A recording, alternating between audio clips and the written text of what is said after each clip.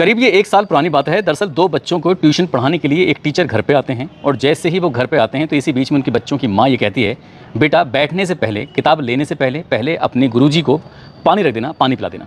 जैसे बच्चों ने ये बात सुनी, लेकिन सुनने के बाद वो दोनों बच्चे अनसुना कर देते हैं। बहन और भाई दोनों जाकर ट्यूशन पढ़ना शुरू कर देते हैं।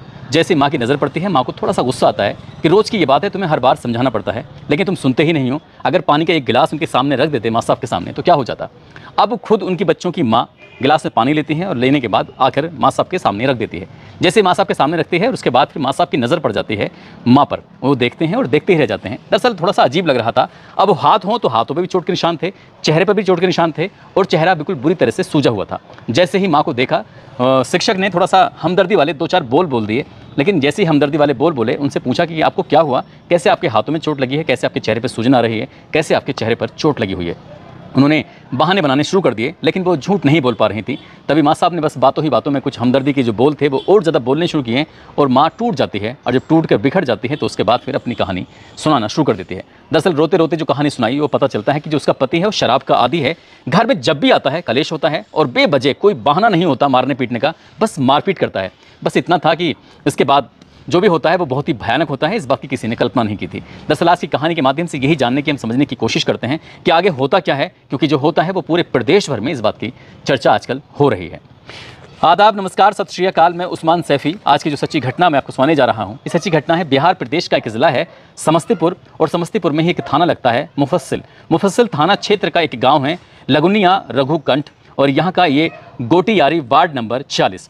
26 जुलाई 2025 की सुबह 6 बजे के आसपास एक घर से चीखने की, चिल्लाने की, रोने की आवाज़ें आ रही थी। और जैसे चीखने चिल्लाने की आवाज़ें आ रही थी, आसपास के लोग जाग जाते हैं। कुछ लोग जगे हुए थे, दौड़कर उस घर में आकर देखते हैं तो एक व्यक्ति है यहाँ का जिसका नाम सोनू कुमार झा होता है। दरअसल वो बिल्कुल नग्न अवस्था में लेटा हुआ है, यानी कि उसने सिर्फ और सिर्फ अपना अंडरवियर पहना हुआ है। बाकी अजीब सी हालत उसकी हो रही थी।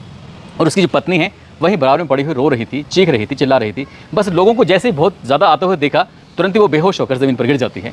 इसी बीच में फिर उसे होश में लाया जाता है। जो उसका बच्चा है, वो भी बेटा भी आ जाता है, और साथ ही जो उसका ससुर है, ससुर भी मौके पर आ जाता है। आकर देखते हैं उस औरत को होश में लाया जाता है। होश में लाने के बाद उसे पूछा जाता है कि बेटा क्या हुआ है, क्या नहीं। वो कुछ बात बताती, तभी बेटा रोता हुआ अपनी माँ के पास जाता है। 4 साल का वो लड़का माँ से कहने लगता है कि माँ क्यों तुम रो रही हो, क्या हो गया। वो रोते हुए कहती है कि देख तेरे पापा अब इस दुनिया से चले गए हैं। इतना कहना था कि उसके बाद फिर औरत रोने लगती है। गांव के लोगों का जमघट वहाँ पर मौके पर लग जाता है। देखते ही देखते फिर सैकड़ों लोग भीड़ लग जाती है और फिर ये बात पुलिस तक पहुँच जाती है। जो नज़दीकी पुलिस स्टेशन होता है वहाँ के SHO Ajit Kumar, ASP Sanjay Kumar Pandey, FSL team, surveillance team ये मौके पर पहुँच जाती हैं। और आने के बाद जब देखती हैं वो देखते ही रह जाते हैं। दरअसल उस व्यक्ति की जो मौत हुई है वो वाकई बहुत भयानक रूप में हुई थी। उस महिला से पूछा जाता है कि आखिरकार तुम्हारे पति को क्या हुआ है, कुछ इसके बारे में बता सकती हो। तो वो कहती है कि साहब जैसे ही सुबह उसकी आंख खुली थी उसने अपने पति को देखा कि उनके हाथ पर बिजली का तार पड़ा हुआ था। मैंने तो बस उसको हटाया है, इसके अलावा मुझे कुछ नहीं पता है। पुलिस को ये बात बड़ी अजीब लग रही थी कि महज तार के लगने से ऐसा कैसे हो सकता है। तभी पुलिस वाले अपनी जो प्राथमिक इन्वेस्टिगेशन थी उसके आधार पर कहते हैं कि तुम्हारी दीवार पर भी ब्लड लगा हुआ है, तुम्हारे बिस्तर पर भी ब्लड की छींटे लगे हुए हैं, साथ ही जो इसकी पीठ पर हम देख रहे हैं लगभग 10 से 15 जैसे लाठियाँ बहुत ज़ोर ज़ोर से मारते हैं उसके निशान पड़ जाते हैं। वैसे ही 10-15 इसके शरीर पर निशान हैं।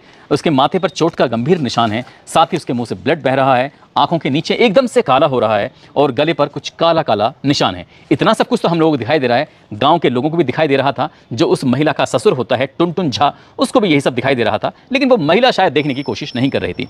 पुलिस ने उससे पूछा तो वो पहले कुछ और कहानी बताई, फिर दोबारा कुछ और कहानी बताई। यानी कि अभी इस मामले को बहुत ज़्यादा देर नहीं हुई थी और पत्नी ने इसके बीच में कई सारे झूठ बोलने की कोशिश की, लेकिन पुलिस के सामने वो ज़्यादा देर तक झूठ बोल नहीं पाती है।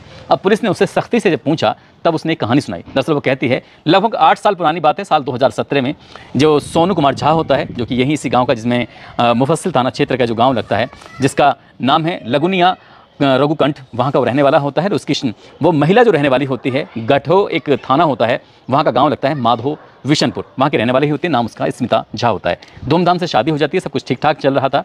शादी के बाद 1 या 1.5 साल तक तो सब कुछ ज़िंदगी में ठीक ठाक चल रहा था, लेकिन एक डेढ़ साल के बाद में कुछ स्थितियाँ परिस्थितियाँ पूरी तरह से बदल जाती हैं, और जो बदल जाती हैं तो कुछ रूप थोड़ा सा अलग हो जाता है। दरअसल ये सोनू कुमार झा को शराब पीने की आदत पड़ जाती है, और वो बिना शराब पिए घर आता नहीं था, और जब जब वो शराब पी के आता था तो अपनी पत्नी के साथ कुछ अभद्रता करता था, ज़बरदस्ती उसके साथ करने की कोशिश करता था। पत्नी को ये सब बातें अच्छी नहीं लगती थी। वक्त आगे बढ़ने लगता है, एक बेटी पैदा हो जाती है, और कुछ दिन के बाद एक बेटा भी पैदा हो जाता है। उस महिला को ऐसा लग रहा था कि बच्चे पैदा हो जाएंगे तो शायद सब कुछ ठीक हो जाएगा, लेकिन बच्चे पैदा होने के बावजूद भी कुछ भी ठीक नहीं हो रहा था। उसकी आदतें कोई कम नहीं हो रही थी। पहले वो मेहनत मजदूरी करता था, बाद में वो ई रिक्शा वगैरह चलाने लगता है, और यही स्थिति थी। लेकिन उसने एक डेढ़ साल पहले की बात है, उसने अपने बच्चों को अच्छी एजुकेशन देने के लिए घर पे ट्यूशन टीचर लगवा दिया था। अब घर पे ट्यूशन टीचर लगवा दिया, साथ ही जो मारपीट का दौर है वो लगातार चल रहा था। इसी बीच में एक दिन वो अपने सब कुछ छोड़ छाड़ के दोनों बच्चों को लेकर मायके पहुंच जाती है। तो वो घटो थाना क्षेत्र का जो गांव माधो विशनपुर लगता है, वहाँ पहुंच जाती है। इसके बाद एक पंचायत आयोजित की जाती है, और पंचायत में फैसला लिया जाता है कि अब कोई मारपीट वगैरह कुछ नहीं होगी, बस तुम वापस आ जाओ।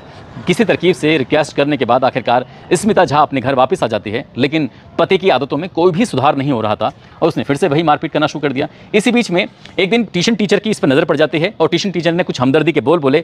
पति ने शादी के 1 साल के बाद अपनी पत्नी से कुछ अच्छे से बात ही नहीं की थी, इसलिए वो अपने पति से प्यार कम और नफरत से ज़्यादा होने लगती है। और जब ट्यूशन टीचर ने इसके साथ कुछ हमदर्दी के बोल बोलने शुरू किए तो इन दोनों को एक दूसरे से मोहब्बत हो जाती है, प्यार हो जाता है। इसके बाद अब से करीब 6 महीने पुरानी बात है, दोनों आपत्तिजनक स्थिति में होते हैं, और 4 साल का जो बेटा था वो अचानक अपनी माँ के पास पहुँच जाता है, और उसने अपनी माँ को और अपने ही ट्यूशन टीचर को आपत्तिजनक स्थिति में देख तो लिया था, लेकिन उस वक्त कुछ नहीं कहा। और जैसे ही उसके पिता सोनू कुमार झा आते हैं, वो पूरी कहानी बयां कर देता है। अब जैसी कहानी बयां होती है तो इसके बाद फिर सोनू कुमार झा को और भी ज़्यादा गुस्सा आता है। वो मारपीट भी करता है और गुस्सा भी करता है, लेकिन इस मामले को ना तो पंचायत में लेके जाता, ना समाज में लेके जाता, और ना ही पुलिस थाने में लेके जाता। उसे लगता था कि शायद अगर ये बात घर से बाहर निकलेगी तो बहुत ज़्यादा बदनामी हो जाएगी, इसलिए उसने इस बात का किसी से जिक्र नहीं किया। सब कुछ फिर से नॉर्मल पटरी पर आने की कोशिश हो रही थी। ये रोज़ अपने घर से निकल जाया करता था और देर रात वापस आता था, लेकिन घर के अंदर आने के लिए 2 रास्ते होते हैं, क्योंकि जब देर रात ही आता था तो इसकी पत्नी परेशान होती थी, इसलिए उसके ससुर ने घर का एक ऐसी विंडो पे एक रास्ता ऐसा बनाया कि उसकी चाबी 2 थी, एक पति के पास रहती थी और एक पत्नी के पास रहती थी। पति बाहर जाए तो कभी भी आ सकता है, और पत्नी जब चाहे तो उसका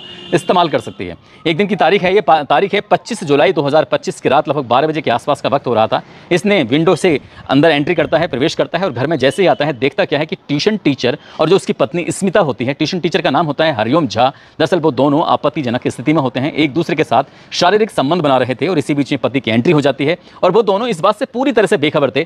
इस बात को देखकर सोनू कुमार झा को थोड़ा गुस्सा आ जाता है, और जैसे ही गुस्सा आता है वो इनसे कुछ कहा सुनी कर देता है। इसी बीच में जो हरिओम झा होता है उसने केतली उठाकर पूरी ताकत के साथ उसके सर में मार देता है, और जैसे ही सर में मारता है तो वो गिर जाता है। इसके बाद उसने लाठी डंडे उठाने के बाद एक के बाद एक डंडा उसका मारना शुरू कर दिया। इनके शरीर के अलग अलग हिस्सों में करीब करीब 10 से 15 निशान थे जो लाठी डंडों की वजह से हुए थे, और जो माथे पर चोट लगी थी वो केतली की वजह से लगी थी। लेकिन उन्हें लग रहा था कि शायद ये बात हद से ज़्यादा बढ़ चुकी है, इसलिए इसका वहीं पास में एक तार पड़ा हुआ था, तार से उसका गला घोटकर उसकी हत्या कर देते हैं। लेकिन उन्हें यकीन नहीं हो रहा था कि शायद ये जिंदा है। ये कंफर्मेशन करने के लिए बिजली का तार लेते हैं, और बिजली का तार लेने के बाद तब तक उसे लगाते हैं जब तक उन्हें पूरी तरह से इत्मीनान हो जाता है, तसल्ली हो जाती है कि अब सोनू कुमार झा इस दुनिया में रहा नहीं है, हमेशा के लिए खत्म हो चुका है। अब यहाँ से फिर से वो उधर मरा हुआ पड़ा है। ये जो बेटी है, बेटी तो खैर जो सी महिला है इसके मायके में थी, ससुर दूसरे कमरे में सो रहा था। उसको बिल्कुल भी इस बात का एहसास नहीं था कि आज बेटे की यहाँ पर हत्या हो चुकी है। जो बेटा है वो आराम से सोया हुआ था, लेकिन दोनों ने यानी कि ट्यूशन टीचर और साथ ही जो महिला होती है वो एक दूसरे के साथ शारीरिक संबंध तब बनाते हैं जब उसके पति की मौत हो चुकी थी। लाश सामने पड़ी हुई है। उसके बाद वो आराम से जब एक दूसरे के साथ तसल्ली से हो जाते हैं, मिल जाते हैं, उसके बाद वहाँ से चले जाते हैं। पत्नी आराम से सो जाती है, और उसके बाद सुबह लगभग 5:30 बजे के आसपास उसकी आंखें खुलती हैं। आंखें खुलने के बाद कुछ उसने इस तरह से नाटक किया, इस तरह का स्वांग किया जैसे कि उसके पति की अचानक से मौत हो गई है, वो भी बिजली का तार पकड़ने की वजह से।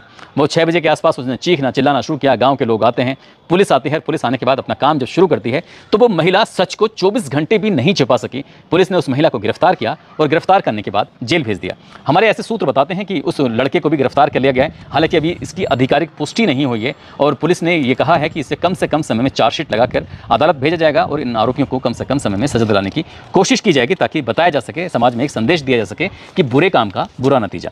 दोस्तों, इस पूरे घटनाक्रम को सुनाने का उद्देश्य भी किसी को परेशान करना नहीं है, किसी का दिल दुखाना नहीं है, बल्कि आपको जागरूक करना है, आपको सचेत करना है। यहाँ पर स्मिता झा के परिवार वालों की जिम्मेदारी बनती है कि एक महिला लगातार अपने पति के शोषण का शिकार हो रही थी, उसके साथ मारपीट हो रही थी, वो बार बार मायके आती थी, लेकिन घर वालों को पता नहीं ऐसा क्या लग रहा था कि वापस उसके पास ससुराली उसको भेज रहे थे, जबकि उसका पति उसके साथ बहुत ज़्यादा हिंसात्मक रूप अख्तियार कर रहा था, उसके साथ मारपीट कर रहा था, और उसे अपने पति से प्यार की जगह इतनी नफरत हो जाती है कि वो अपने पति से हमेशा हमेशा के लिए रास्ता खत्म बंद करने की कोशिश करती है, और वो एक उसे ऐसा प्यार मिल जाता है जो उससे भी छोटा होता है, अपने छोटे प्रेमी के साथ मिलकर वो अपने पति की हत्या तो कर देती है, लेकिन बाकी की ज़िंदगी उसकी सलाखों के पीछे गुजरेगी। और जो बेटा है और बेटी है, शायद उनका कैसे भविष्य सुधरेगा, क्या होगा उनका, आप सहज ही अंदाज़ा लगा सकते हैं। और पति इस दुनिया में है नहीं, सास मर चुकी है, ससुर अकेला, आखिरकार बच्चों की परवरिश कैसे